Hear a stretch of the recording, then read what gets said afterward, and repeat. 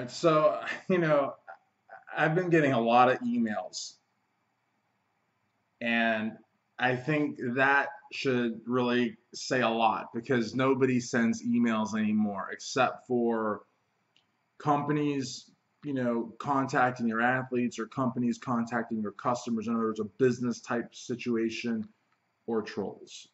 I mean, there are exceptions, of course, to each and every rule. I know this. I don't want to, have a broad stroke brush over everyone and say if you send an email, you're either doing so for business or because you're a troll. But I'm saying, it's been my experience wearing my beautiful Kentucky Muscle t-shirt and wearing other t-shirts and sometimes not even wearing any t-shirts. It's been my experience that most of the people that send emails uh, are I don't want to say that's not nice. I don't want to say they're strange, but most people nowadays will send you a DM, an inbox in Facebook, something to that's more along the lines of the 21st century. See, that was a dig, but I've been getting a lot of emails with a lot of people that are trolling my good friend Frank Budaleski, and I erased the emails. I don't want that shit in my inbox. And I, I'm sort of a believer that ISPs have a way of monitoring somehow, not like intentionally, but somehow they have, everything you do on the internet is archived somehow. So I don't want to have stuff in my email that would prompt me getting ads or I don't know. Look, here's the deal, guys. The arm wrestling champion, from what I understand, initially, was a nice guy to my friend. Frank, I don't know. I don't know the guy. Looks like a douche. But the point is that my problem is not with the arm wrestling guy.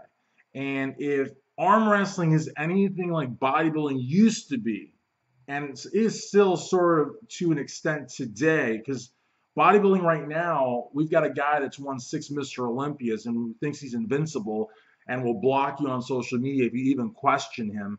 So, we, it's still exciting, but it used to be so much more exciting because you had, like 5, 6 guys that could really win, that were really, and they were all friends and they all accepted the criticisms and they loved it. Actually, they basked in the haterism and all that shit, because it was part of the bigger picture of promoting the sport while having a really undeniable entertainment value. Now it's like Phil, who wins because he has a great physique and wins because he has the best physique, more or less to like 98, 99% of the time. But he's boring. Okay. And so the problem is that arm wrestling seems to have its finger on the pulse and they seem to really still enjoy the hype and the trash talk. And so me thinking that the arm wrestling champ of the world's a douche is probably not me thinking he's a douche as a person. It's just as a douche as the image that he portrays it. I'm not trying to be politically correct because if you guys know anything about me, you know that I don't give a shit about political correctness. But I also am not mean just to be mean. You know what I'm saying? Now I will say that all of you guys attacking my friend Frank and saying that he doesn't have a chance of winning because he's a bodybuilder or that he doesn't have functional muscle or that he better have a job in the future that doesn't rely having an arm. That he's, first off, this guy's not gonna break Frank's arm.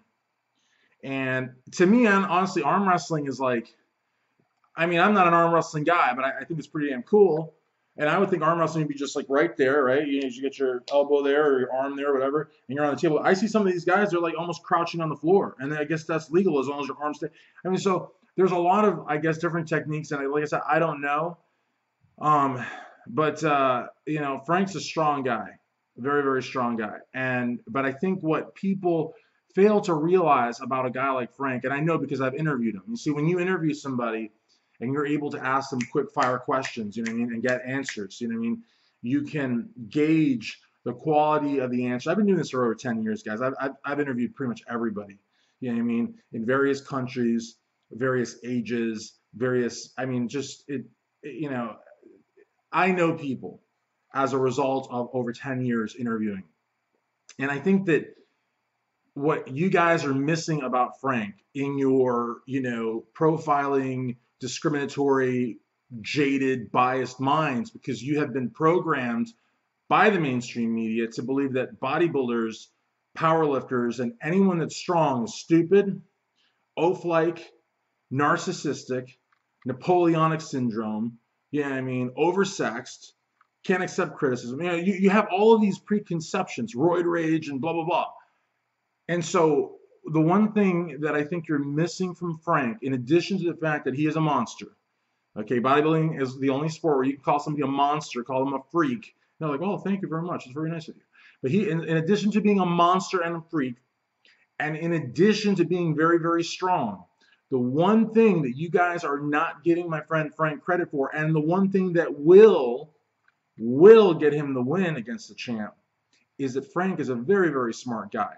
And not just book smart, but smart on his feet. Like I said, when you ask somebody a question in an interview, quick fire questions, and you get answers that are consistent, that are candid, and that are also socially responsible, because as a bodybuilder of his stature, he also has a responsibility to be a good role model. And to be able to answer all these questions, like I said, quickly, effectively, and candidly requires a lot of smarts. So not only can he beat the world champ based on strength and based on fear factor of the hype of his physique, but he's also going to beat him because he's smarter. And a lot of you guys are going to be in for it. But you know what? I would say that 90% of you guys trolling Frank will be bandwagon fans.